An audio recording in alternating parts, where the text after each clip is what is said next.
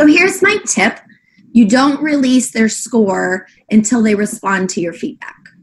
So if I give feedback, I don't want them to hyper-focus on the score. And it's always like, why did you take off 1 point? And that's a whole different webinar where we can talk about grading practices where I'll just tell you don't.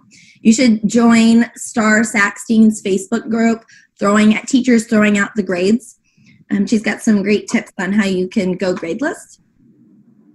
But if you're going to do grades, you know, if you gave feedback, you want them to learn from it. You don't want to like write on their paper and they throw it in the trash and then everyone's in a grumpy mood because you stayed up all night giving feedback and they didn't even read it.